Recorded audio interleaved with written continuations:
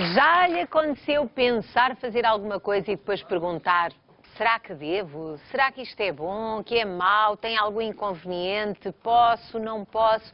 E estou a falar de coisas tão simples que até se tornam hábitos. Mas hábitos bons ou hábitos maus? Hoje os doutores não faltaram como habitualmente à chamada e vão responder claramente sim ou não.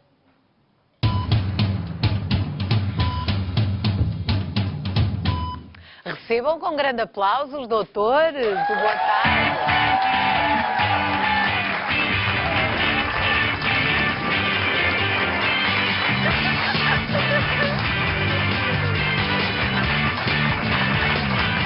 Ora, cá estão hoje os nossos doutores muito bem dispostos. O nosso painel é composto pela médica dermatologista Alexandra Osório, pela médica ginecologista Bárbara Betancourt e pelo médico pediatra Sérgio Pinto.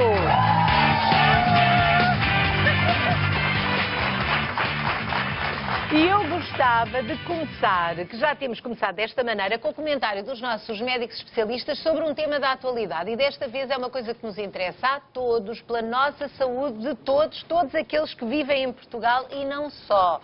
Estou a falar do consumo de antibióticos, que se tornou cada vez mais banal e ameaça agora perder a eficácia no combate a infecções bacterianas e, portanto, aumentam a resistência aos antibióticos tem aumentado e é, de facto, cada vez mais um problema de saúde pública.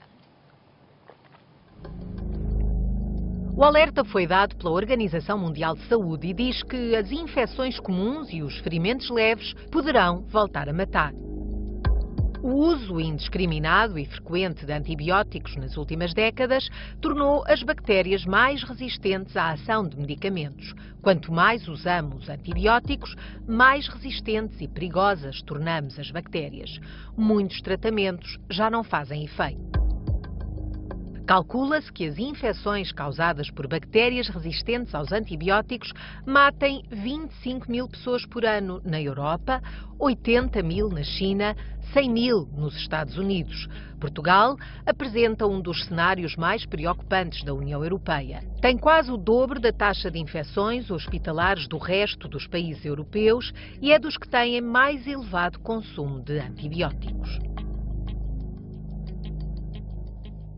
Se esta situação não for travada rapidamente, as consequências serão devastadoras e, fazendo as contas, se todos os antibióticos deixassem de ser eficazes, está calculado que a espécie humana perderia, em média, 10 anos de vida, porque, de facto, os antibióticos chegaram para livrar muita gente da morte, mas tornaram-se um abuso. Eu quero ouvir aqui os nossos médicos, doutora Alexandra.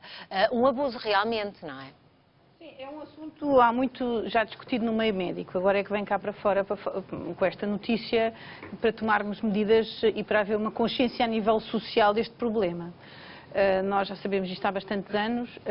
Nós temos que ver, de facto, é um problema que existe.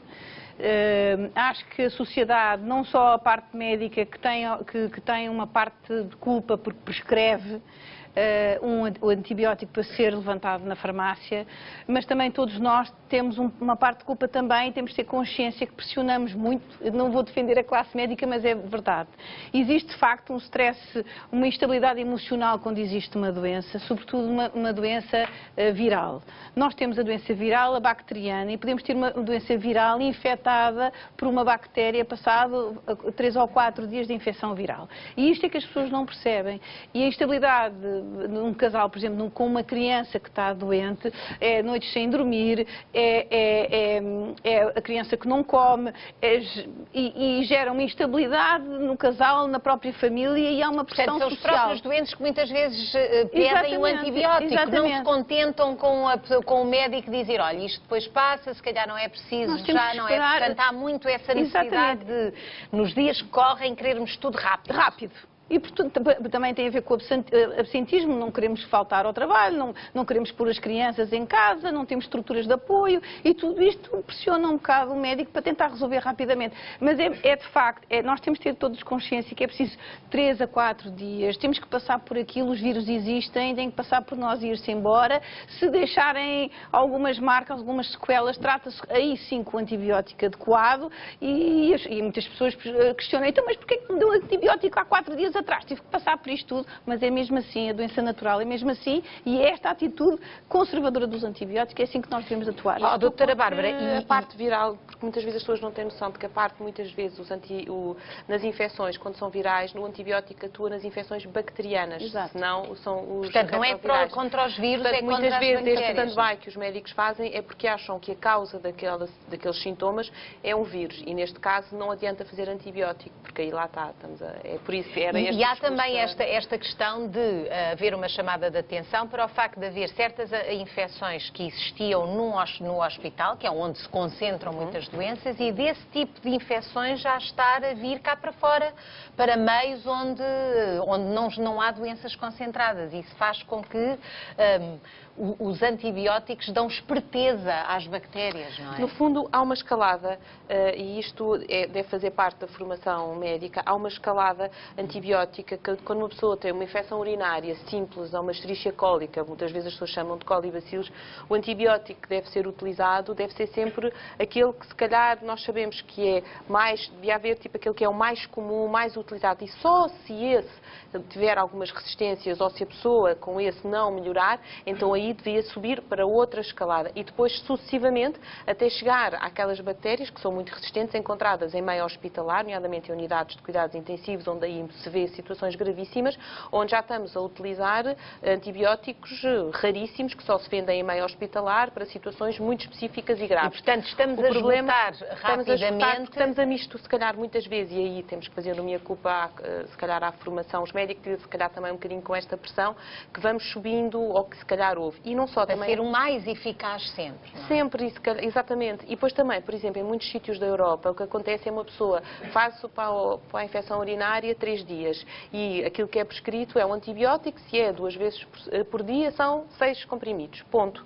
O que acontece em Portugal é que nós vamos e compramos a caixa de 10 ou compramos a caixa de 20 e depois a pessoa fica com aquilo lá em casa e depois um dia diz assim, eu agora tenho o mesmo sintoma que eu tive da outra vez, vou tomar isto.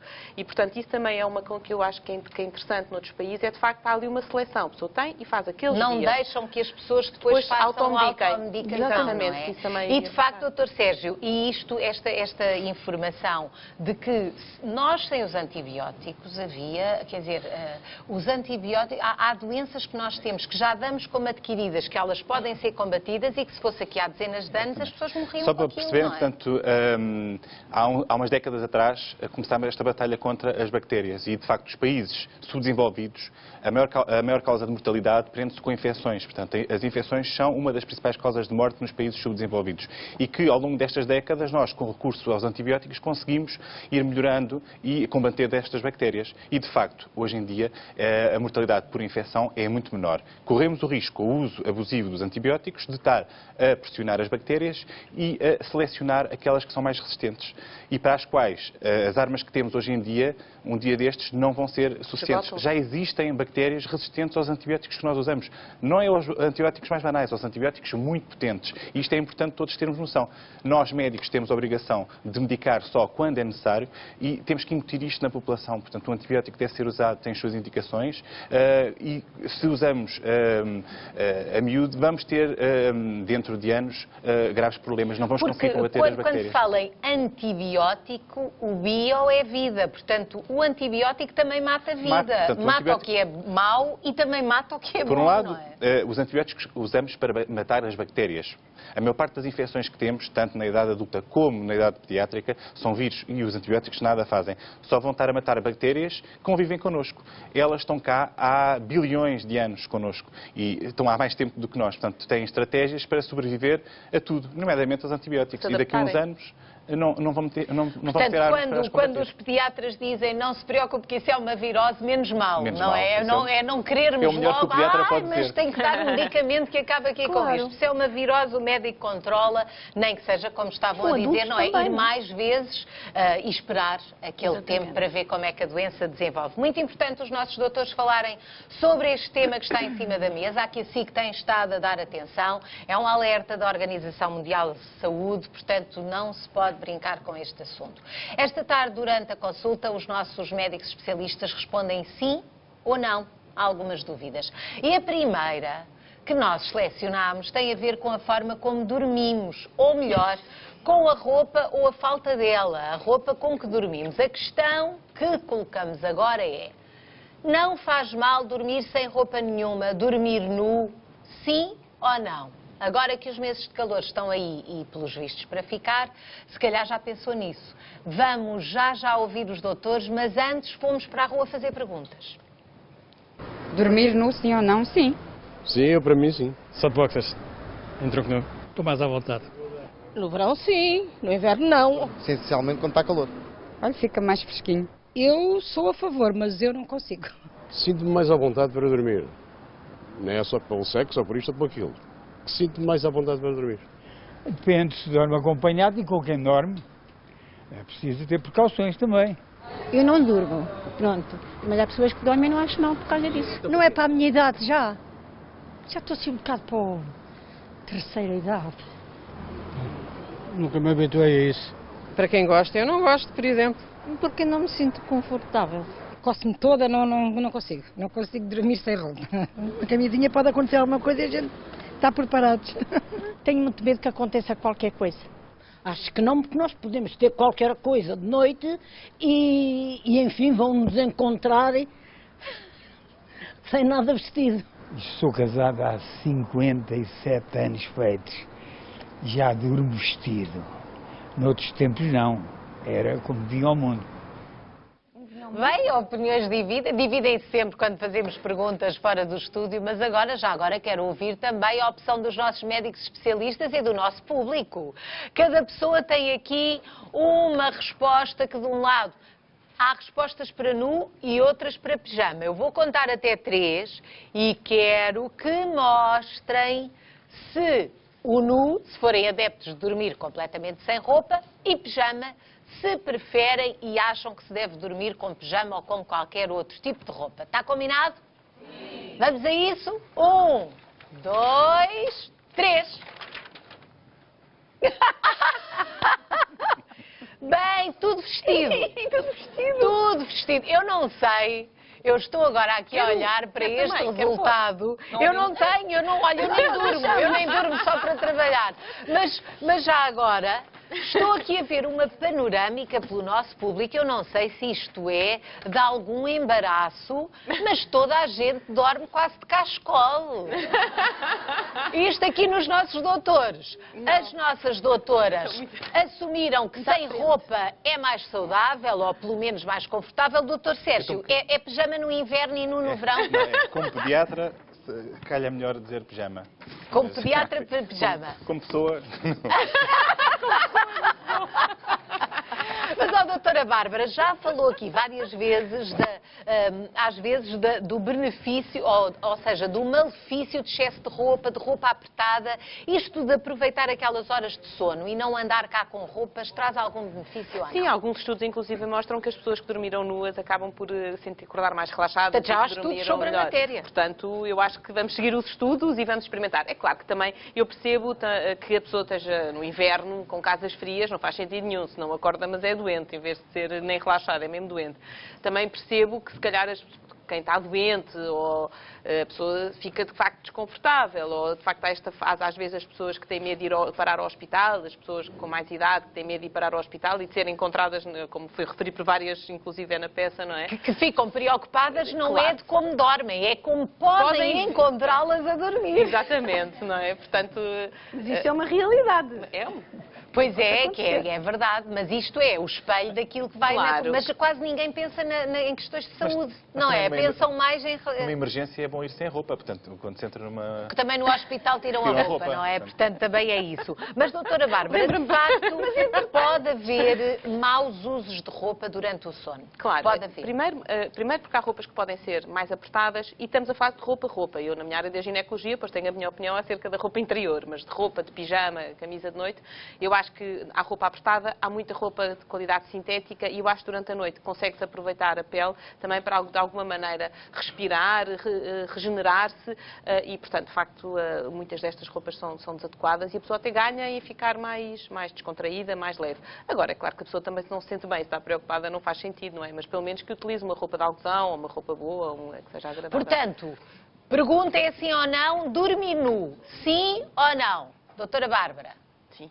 Sim, o Sérgio também disse que sim, disse sim, mas disse que sim, e a doutora Alexandra também, benefícios, não é? Faz bem à pele.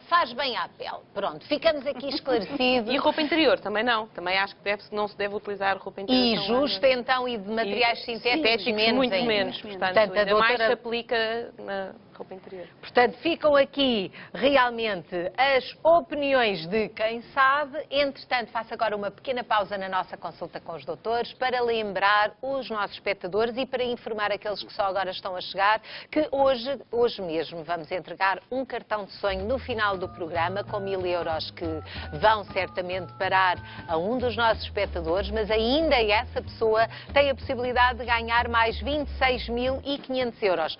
Pode muito bem ser o caso de ser hoje a sua vez e mesmo que seja daquelas pessoas que acham que nunca têm a sorte, que nunca lhes sai nada, nunca se sabe. Eu tenho entregue aqui muitos cartões de sonho a pessoas que dizem que não têm sorte nenhuma, não é? Eu tenho entregado, que é assim correto, que eu tenho entregado cartões. E há cartões que gostam de ser entregues. É assim, a pessoas que acham que não têm sorte. É mesmo isso. Vamos lá ver como é que hoje vai acontecer. Para mim é sempre um momento de grande alegria poder levar esta notícia a alguém que esteja aí desse lado. Portanto, faça como entender, marque se quiser, não marque, não há número máximo de chamadas e ninguém é obrigado. Boa sorte.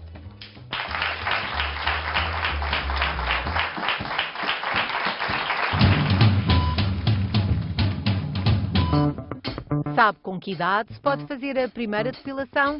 Os doutores explicam já a seguir. E estamos a falar de depilação, que é um ritual, faz parte do ritual de beleza da maioria das mulheres e de cada vez mais de homens. Há vários métodos para fazê-lo, cada um tem o seu, de preferência. A tendência parece ser depilar cada vez mais, mesmo as zonas genitais e mesmo totalmente, a depilação completa. Doutora Alexandra, depilação completa, sim ou não? Depende. Depilação completa quer dizer tirar os pelos todos, não é? O habitual, e sempre foi moda, tirar um bocadinho dos pelos dependendo de certas zonas. Estamos a falar da zona íntima, não é? Porque a depilação completa no corpo, eu acho que não há, quer dizer, vai depender das modas e daquilo que a pessoa gostar mais de fazer. Vamos discutir um bocadinho mais, que é uma zona mais problemática, é a zona dos genitais, depilação completa nos genitais. Bem, eu tenho a minha opinião, mas vamos falar das várias técnicas que existem. Usando a gilete podemos rapar. Portanto, lâminas que há também já apropriadas para as senhoras, não é? Para as senhoras, sim senhora, mas às vezes as pessoas podem não ter e usar uma lâmina qualquer. O risco de rapar com uma lâmina pode dar origem a um corte, a infecções na pele a seguir e dá origem a um desenvolvimento de uma doença sexualmente transmissível no local. Pode dar origem, por exemplo, a uma candidíase vulvovaginal naquela zona, porque há um desequilíbrio da flora por causa do corte. Pode-se também usar, há pessoas que usam máquinas não é esta de depilação completa, mas é uma máquina para rapar, digamos que faz o mesmo efeito, tem menos uma ação de lesionar a pele, mas de qualquer forma também pode dar origem a infecções, a abscessos quando o pelo fica encravado e dar origem também a infecções. Sobretudo quando as pessoas rapam para depois estar mais à vontade com o parceiro e ter relações sexuais um bocadinho a seguir ou umas horas depois, pode haver infecção daquela zona e desenvolvimento um bocadinho mais dessas infecções. Depois há o outro método, que é o método da cera, seja ela quente ou seja ela fria. Digamos que é um método um bocadinho mais duradouro, dói mais, porque arranca o pelo daquela zona, e é uma zona muito sensível, mas tem um aspecto positivo, que é uma depilação mais duradoura, enquanto que a outra usa-se mais frequentemente e dá origem a estes problemas. Isto são as várias técnicas. Portanto, e estava a falar da zona mais sensível, da zona genital, doutora Bárbara, portanto, obviamente que estas conversas acontecem nas suas consultas, claro, que fazem esta pergunta, claro, também, não é? Claro, e eu acho que, olha, na verdade, há todas as opiniões, eu encontro todo o tipo de mulheres, embora acho que a grande maioria, hoje em dia, opta por uma depilação, se não integral, muito, pelo menos com a total dos grandes lábios, e depois ficam ao critério o resto da região mas de resto mas a maioria das mulheres opta muito. E eu acho que, apesar, eu acredito muito que a natureza é sábia e por alguma razão de facto colocou as mulheres... Pois, porque é essa a questão, não é? Para que é que se não precisamos dos pelos, porque é que eles Claro, existem? acabam às vezes por servir como barreira, eu percebo que sim. Há uma das coisas que às vezes as mulheres não sabem, e depois quando fazem esta depilação mais integral, percebem que os pelos também servem de alguma maneira para conduzir a urina, porque senão muitas vezes depois a pessoa acaba por fazer, quando a urina sai para vários lados, porque não tem o pelo como condutor, isso também é uma realidade. Portanto, apesar de saber tudo que isto... Que as pessoas nem pensam nisso, não é? Que as pessoas não pensam nisso, já estou a ver ali a rir. É verdade. Agora, o que eu percebo é que as mulheres, talvez uma geração mais nova, quando faz essa depilação e se habitua com os cuidados óbvios de higiene, de hidratação, que muitas vezes as mulheres esquecem, se hidratam o corpo inteiro e esquecem-se de hidratar uma zona que sofre tanta fricção, com os jeans apertados, portanto, com as relações sexuais, também se esquecem. Com estes cuidados, eu acho que cada vez mais a mulher opta e sente-se mais confortável com esta depilação mais completa, mais ou menos completa daquela zona, mas de facto com muito menos. Portanto, há uma tendência realmente para eliminar os pelos. Se sentem bem, não é? E de facto também se estivessem todas muito infectadas a seguir e se o pelo tivesse essa barreira tão importante, voltariam outra vez a ter pelos, não é? Portanto, eu acho que isto é tudo uma questão do bom senso. Quer de uma maneira, quer de outra, com cuidado, com higiene, tudo é possível, não é? O mais importante é realmente ter muito cuidado no pré e no pós-depilar, seja ela com cera, seja ela com lâmina ou com máquina. Podemos usar um gel ginecológico daquela zona para higienizar bastante bem, lavar muito bem antes e depois, e hidratar muito bem a seguir a um procedimento desses, porque de facto a pele é uma pele sensível a qualquer traumatismo e aparece infecções. Há pessoas que gostam muito de fazer mais com a gilete e a máquina do que com cera, porque com cera dá origem àqueles pelos encravados e depois há abscessos associados, etc., o que nós chamamos Portanto, de tem a ver foliculite. também com as peles. Com as peles. Há peles um bocadinho mais grossas e que as pessoas, ao usarem a cera, dão origem a foliculite, que é uma infecção do poro do pelo e que dá origem a abscessos e é muito incómodo. E, portanto, nesse caso, as pessoas que têm muita propensão para a foliculite naquela zona genital ou na zona glútea, ou seja, onde for, eu aconselho a ir a um dermatologista e fazer uma avaliação, uma boa higiene e usar e fazer a depilação a laser definitiva, que é uma boa solução para estas situações. Doutora Bárbara, as grávidas também se preocupam com esta questão dos pelos e durante a gravidez até muitas das vezes aparecem mais pelos daquilo que a pessoa já tem. Sem dúvida, e em sítios até às vezes pouco usuais ou menos frequentes. E muitas vezes, por exemplo, as mulheres estão a fazer tratamentos a laser e de repente depois perguntam muito se podem continuar, se podem interromper. Uma das coisas às vezes em obstetrícia que é difícil explicar é que nem tudo está em ciência estabelecido, se calhar não há estudos. Ainda tipo, vamos pôr 50 mulheres ou 5 mil mulheres para ser um estudo válido a fazer depilação a laser e ver se o bebê morre. Claro, não, isso não existe, não é? Portanto, como muitas vezes não há estudos, há o bom senso. O que leva a que, se for preciso, nós podemos fazer tratamentos de laser em mulheres grávidas. Estou a falar de tratamentos, não estou a falar da depilação. Portanto, provavelmente a depilação até poderia ser feita, mas por não precaução, havendo esse estudo, não havendo o melhor esse estudo, é não por arriscar. precaução, por bom senso. Além de que, e isto se calhar a Alexandra pode até falar melhor do que eu, também a grávida é muito presa a ter alterações da pigmentação. E, portanto, tudo junto, sabendo que o laser é muito sensível e que também pode, portanto, se calhar faz sentido a pessoa adia um bocadinho e depois do parto, então, logo faz. Por exemplo, o laser.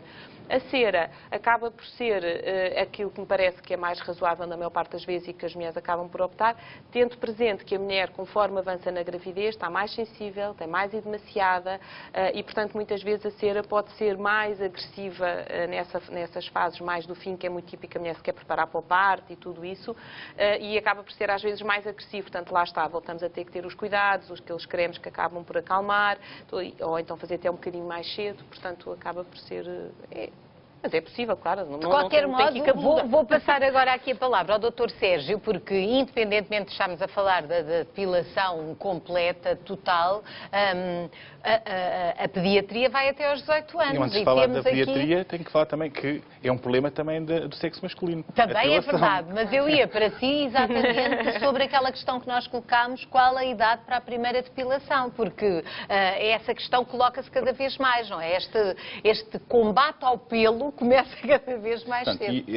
É um problema que muitas vezes se levanta na consulta, não só de raparigas como também de rapazes. Hoje em dia os arquétipos pilosos masculinos estão alterados, de facto, a ausência de pelo está muito na moda. E de facto, adolescentes rapazes na consulta verbalizam frequentemente isso. E desde depilação nas coxas, pernas, no peito, nas axilas, mesmo nos rapazes também é uma questão muito também frequente. falam disso e também têm... E fazem depilação.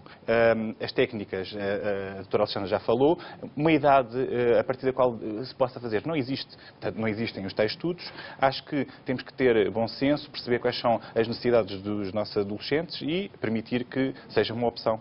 Claro que sempre dando a informação de que se existem para alguma coisa servem, mas se for a vontade do adolescente é permitir. Mas, por exemplo, a questão de usar depilatório ou uma lâmina ou cera, uma menina, um rapaz, a partir de que idade é que acha que é razoável? A partir do momento que entram na puberdade, não é? Os pelos começam a surgir. Dependendo do adolescente, podem começar a fazer podem começar a fazer. A técnica adequada vai depender da zona, e a Alexandra já focou alguns aspectos, e claro que também as posses financeiras da família. Não é? Às vezes as depilações tecnicamente mais atuais são mais caras, não estão ao alcance de Portanto, todos. deixa isso também um bocadinho ao critério da infelicidade, entre aspas, que isso possa provocar, claro. Não é? Porque isso também é muito importante na altura da pré-adolescência. Sim, a imagem é fundamental e os modelos, de facto, hoje em dia não têm pelos. Bom, vamos continuando a nossa consulta com os doutores, já lá voltamos. Quero agora falar do nosso cartão de sonho, o nosso passatempo diário aqui no Boa Tarde. O prémio do cartão de sonho vai variando, conforme vai saindo ou não o prémio garantido e o prémio acumulado. Quando não sai o prémio acumulado na totalidade, vai acumulando, conforme o próprio nome indica, e portanto, da última vez que aqui estivemos, só não entregámos, aliás, o jackpot, portanto ele aumentou mais 500 euros. Por essa razão estamos com um jackpot de 26.500 euros. Temos ainda 1.000 euros garantidamente para entregar a quem for selecionado e essa pessoa tem de ser alguém que tenha já marcado ou que ainda vá marcar o 760 20 60 20. Estava só a ver se estavam com atenção. Porque este número hoje pode dar realmente uma bela quantia, são 27.500 euros, que maravilha, não é? 27.500 euros, o que não dá para fazer. De certeza que tem aí planos pendentes à espera de uma oportunidade, quem sabe, não é hoje, que resolve todas essas situações. Vamos lá ver o que é que vai acontecer. Ele pode ir para qualquer sítio do país, para qualquer pessoa que tenha marcado ou que ainda vá marcar o 760 20 60 20. Muito boa sorte!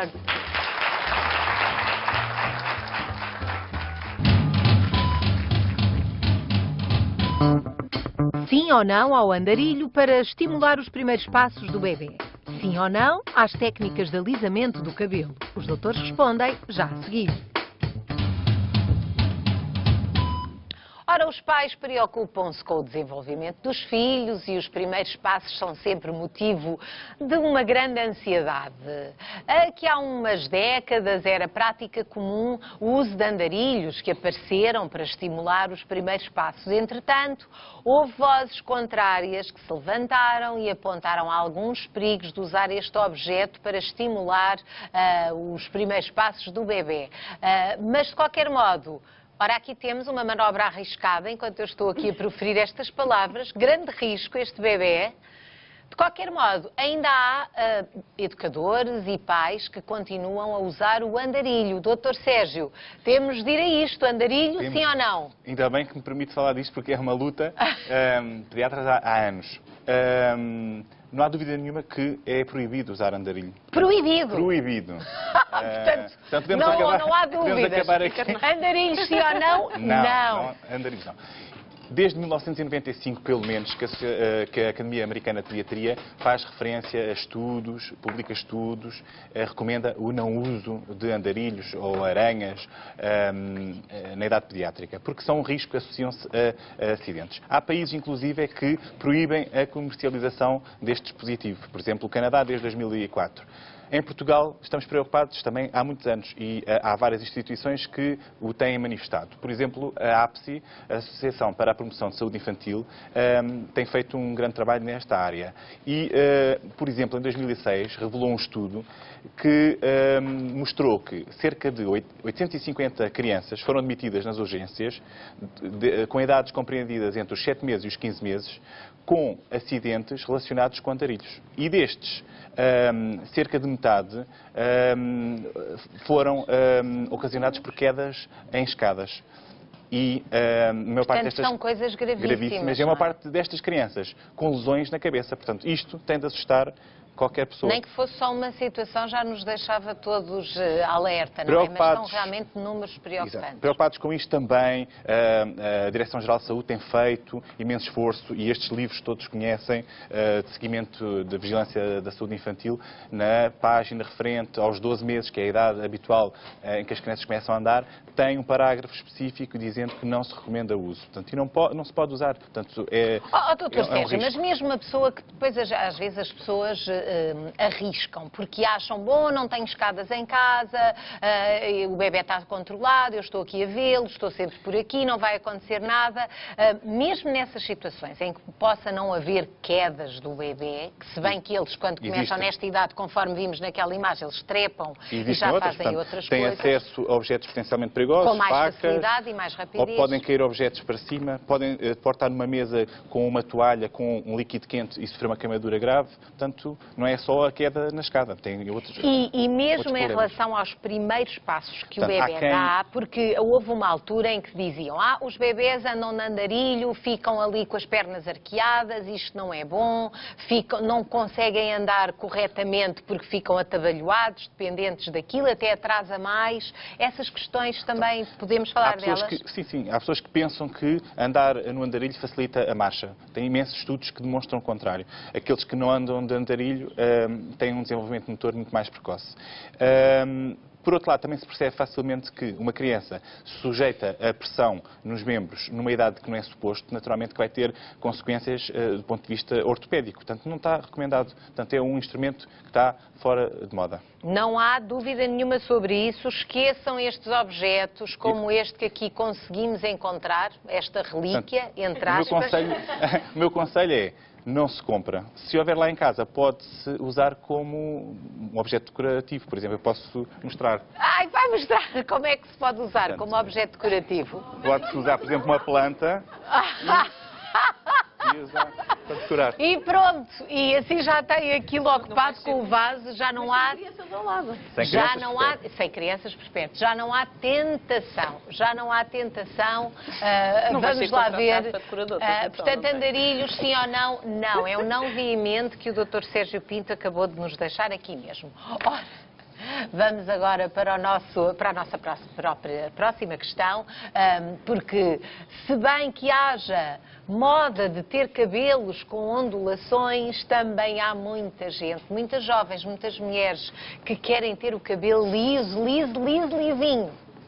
Mesmo que para isso tenham de alisar todos os dias, seja com um secador ou com um ferro de esticar, realmente a tendência é até fazê-lo com produtos específicos, ultimamente cremes alisantes, em casa, em salões de beleza, de cabeleireiro.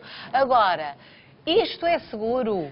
Doutora Alexandra, alisar o cabelo, sim ou não? O que é que me diz? Depende da técnica usada. Eu confesso que acho ótimo a pessoa não gastar muito tempo de manhã a esticar o cabelo quando a pessoa gosta de ter o cabelo liso, não é? Hoje em dia existem várias técnicas, chamada a escova japonesa, a orgânica, a chocolate, a progressiva, etc, etc. Mas era bom saber o que é que cada uma destas coisas são e explicar o que é que estes vários tipos de alisamento. Vamos falar da pior coisa que pode fazer ao cabelo, chamada desfrisagem. Imaginem, nós podemos ter o cabelo liso, o cabelo ondulado como a Bárbara, ou uma pessoa que tem um cabelo afro, e mesmo o afro pode ter um cabelo encrespado, com muitos caracóis, ou médio caracol. E o que a pessoa quer é que a pessoa, como este, tem um médio caracol, bonito, e mesmo este cabelo é um cabelo que pode ser trabalhado para manter este caracol. Para se fazer uma desfrisagem num cabelo destes, é preciso usar um ácido tioglicólico que vai partir umas ligações de cistina dentro da própria haste capilar, que permite que haja o caracol. Há uma destruição de parte do cabelo. Existe, é uma reação química, nós utilizamos um químico que se aplica no cabelo e que vai partir as ligações que permitem que haja o caracol que fique juntinho um ao outro. Pronto. A seguir à aplicação desse produto, deixa-se estar um tempo de pausa, o tempo suficiente para esse caracol ficar cada vez mais aberto. E nós podemos ter uma desfrisagem completa, como podemos ter um caracol médio ou um caracol um bocadinho mais apertado. Pronto. Mas no final disso temos que usar um neutralizante, porque aquilo é um ácido e nós usamos o neutralizante para parar a reação química. O que é que acontece? Quando usamos este ácido tioglicólico, o cabelo fica muito seco. Perde a sua própria elasticidade natural do cabelo, mesmo com os produtos que aplicamos a seguir, ele fica muito seco, muito quebradiço, perde a sua naturalidade, o seu brilho. E há mulheres que mesmo que usam isto, por exemplo, vão mudando de cabeleireiro, usam agora, fazem a desfrisagem num sítio, depois vão ao outro, e não se sabe muito bem se está a usar o ácido tioglicólico ou hidróxido de amónio com concentrações variáveis. E a mistura destes ácidos, de uma desfrisagem para a outra, é que vai fazer com que haja a danificação da haste capilar, o que faz com que o cabelo fique, volto a dizer, perca a elasticidade, fica mais quebradiço, mesmo as pontas não crescem e ficam desidratadas, e mesmo depois de uma desfrisagem as pessoas precisam de usar a escova de manhã, depois de lavar a cabeça, etc. O cabelo não está completamente liso e precisam da escova para esticar e a prancha, etc. São várias agressões. Várias agressões. Então o cabelo pode quebrar espontaneamente. Basta pôr assim a escova e ele parte. Ou mesmo fazer um puxão ou usar um elástico, o cabelo parte. Portanto, a desfrisagem não é aconselhável quando temos que usar muitas vezes usando este ácido. Eu não aconselho, sobretudo nas grávidas também, porque aquilo é tóxico, liberta um tóxico num ambiente e tem que ser feito num sítio especializado com extração de gases, nem nas grávidas, nem quem tem já a amamentar, nem pessoas que tenham feridas no couro cabeludo, por exemplo, dermite seborreica ou psoríase, etc., porque há um aumento da penetrabilidade deste produto e dá uma reação alérgica e que pode envolver a cara toda e, do ponto de vista sistémico, dá uma dermite de contacto alérgica. Pronto. Isto é um tipo. Agora, ultimamente, tem-se usado uns alisamentos de queratina, que é uma coisa mais suave, mas também há vários tipos no mercado, umas coisas mais fortes, outras menos fortes. O que permite trabalhar desde um cabelo afro para um cabelo como o nosso, um bocadinho liso ou médio liso. E que permite várias coisas. Ao mesmo tempo que estamos a alisar o cabelo com o uso de aminoácidos e proteínas, estamos a alimentar o cabelo e estamos a hidratar o cabelo, o que faz com que o cabelo fique mais brilhante, mais elástico, liso como nós queremos, saudável e com maior densidade. Permite-nos fazer até crescer o cabelo de uma forma mais saudável. Há mulheres que, portanto, esticar o cabelo e usar as placas, o cabelo não cresce a partir daqui, quebra naturalmente, mesmo não fazendo este tipo de alisamento. Portanto, eu recomendo... Portanto, a maneira como nós tratamos o cabelo faz com que ele ganhe saúde ou não? Porque aquela ideia ideia de corta-se tudo e se cresce tudo da mesma maneira, pode-se estar a interferir exatamente, porque o cabelo cresce, depende da nossa alimentação, do nosso estado, dos medicamentos que tomamos, dos cuidados que temos com o cabelo, das doenças que temos, tudo isto reflete. Antigamente o alisamento que nós usávamos era de formol e o formol era agressivo. Eu tenho muitas doentes que fazem desfrisamentos e alisamentos com formol, que hoje em dia já não se usa tanto, graças a Deus, mas ainda existe alguém que usa, faz atrofia da raiz do capilar, destrói a haste capilar e a alopécia devido à utilização tantas vezes falta de cabelo perto do capilar. E muitas vezes o diagnóstico tem que ser feito com a história a perguntar, fez muitos desfrizamentos, fez muitos alisamentos, qual foi o produto, em que ano é que foi feito. E hoje em dia pode-se fazer pode-se desfrizar ou alisar o cabelo de uma forma saudável, natural, hidratar. É indicado, as grávidas podem fazer e as mães que estão a amamentar também. E todas as pessoas que são alérgicas também podem usar. Portanto, alisamentos de queratina com um produto credenciado é super saudável e podemos fazer o caracol ou o alisamento e não temos necessidade de escova nas vezes que lavarmos a cabeça a seguir a este tratamento. Sempre que lavarmos não precisamos de usar a escova. Alisamento sim ou não? Sim, só relativamente a certas situações e é preciso ter em atenção outras, conforme a doutora Alexandra acabou de dizer. Ora, hoje já percebeu que o doutor Pedro Lopes não pôde estar aqui connosco, mas não quis deixar de dar uma resposta a uma questão da Maria João sobre cigarros eletrónicos, sim ou não? Eletrónicos são um dos métodos possíveis para ajudar todos aqueles que pretendem deixar de fumar. Aparentemente são mais eficazes e mais seguros do que o consumo de tabaco normal. No entanto, há aqui um aspecto que é muito importante que tem que ver com a estratégia para deixar de fumar. Eles são uma alternativa, existem hoje em dia muitas alternativas de tratamento, em comprimidos, em pastilhas, em pensos, que são naturalmente mais eficazes, são medicamentos, estão estudados. Este tipo de dispositivos não estão ainda suficientemente estudados, o que eles fazem é transformar um líquido em vapor que permite a inalação da nicotina. Obviamente que não têm as outras 4.000 substâncias que estão contidas num cigarro. Eles têm um aspecto muito semelhante aos cigarros normais e, portanto, do ponto de vista da mimetização, da imitação daquilo que é o gesto do fumo de um cigarro normal, eles não vão permitir um controle da parte comportamental, da dependência comportamental. Existem outras formas de apresentação, nomeadamente sob a forma de caneta, com um reservatório.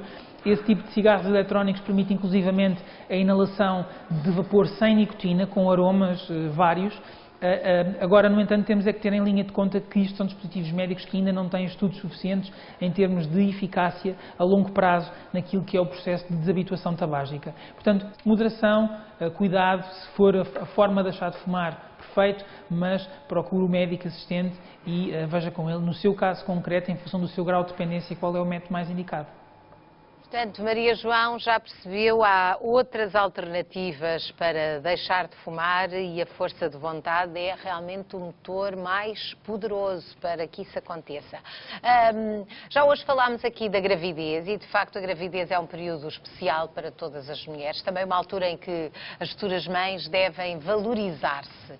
Já vimos e temos esclarecido que existem dúvidas quanto à depilação, não é? A depilação total, mas também há dúvidas que nos chegaram, doutora Bárbara, quanto às unhas, porque as grávidas também pintam as unhas. Claro. No momento do parto não devem ter as unhas pintadas? Não. Portanto, durante a gravidez podem ter tranquilamente pintar as suas unhas. Outra vez refiro em relação ao gelinho e ao gel, se pode ou não ser feito, não há estudos, portanto, se calhar, e uma vez que eu optaria por utilizar produtos que são vernizes que são mais conhecidos, se não falar com a sua esteticista, quem pinta as unhas e sabe o que é que contém aquelas maneiras de pintar as unhas mais específicas e saber se é adequado ou não. Quem é profissional tem esta formação e, portanto, há de saber. No parto, temos uma situação específica que pode haver a necessidade de nós avaliarmos. Numa situação de emergência, uma das maneiras de nós avaliarmos a quantidade de oxigênio que uma pessoa tem em circulação é através das extremidades. Ora, se as extremidades, portanto, no fundo aquilo acaba por ser um infravermelho que passa e que faz essa leitura. Se uma pessoa, através de uma... Portanto, é uma molinha. É tipo uma molinha, exatamente. Uma molinha, é tipo uma molinha. que aperta o dedo. Exatamente. Se ele está a passar sobre verniz, pode haver essa barreira e essa leitura não ser feita adequadamente. Portanto, quer no parque, quer em todas as situações onde uma pessoa pode, de alguma maneira, ter uma situação de risco ou pode, de alguma maneira, reverter-se a situação e precisar de uma outra vigilância, aí a mulher não deve levar as unhas pintadas. Então já sabem, agora, além de tudo o que devem levar na malinha e da preparação para o parto, devem também tirar ou com acetona ou com outro líquido, devem ter isso como emergência. E os homens, os pais, que possam estar também preparados, também têm de estar preparados para isto, não é, doutora Bárbara? Exato. E ir uma grávida, não é? Entrar na sala de partos limpinha. E aproveito também para dizer que durante a gravidez o importante é a pessoa ter um kit próprio, e sim, para diminuir o risco de infecção, não é? Não só a infecção local, como sabemos que em instrumentos não esterilizados pode haver o risco de outro tipo de infecções pelo contacto de sangue e, portanto, eu acho que a mulher deve sempre ter o seu kit. O seu kit de unhas, não é? Agora, a doutora Bárbara, isso é válido não só para as grávidas, como noutras situações. Por exemplo, num exame que a pessoa vá fazer, aqueles exames mais complicados, numa cirurgia de outra natureza, unhas limpinhas? Sim, claro, sempre. Nunca se sabe porque... Sempre que há situações onde pode, de facto, reverter-se a situação, complicar-se e a poder haver o risco de uma maior monitorização do bem-estar do doente, deve a pessoa ter o cuidado de, nesse período, ir sem as unhas pintadas. É um bom alerta. Não é que não existe, às vezes, uma acetona e tira sem SOS, mas é emergência. Mas nós clínicos agradecemos já ter essas situações pronto, não é? Claro. Ora, chegámos ao final da nossa consulta com os nossos médicos especialistas, que nos mostraram que ter dúvidas é normal, não custa nada perguntar sim ou não. Já não temos mais tempo para os nossos médicos. Hoje despedimos dos doutores. Para a semana eles cá estarão com mais assuntos do seu interesse, mais conselhos. Portanto, e se quer saber sim ou não aos doutores, claro que sim. Pode sempre contactar os doutores, enviar as suas dúvidas para nós, as suas sugestões, por escrito, por vídeo, para osdoutores@sic.pt. Uma salva de palmas para eles. Obrigada.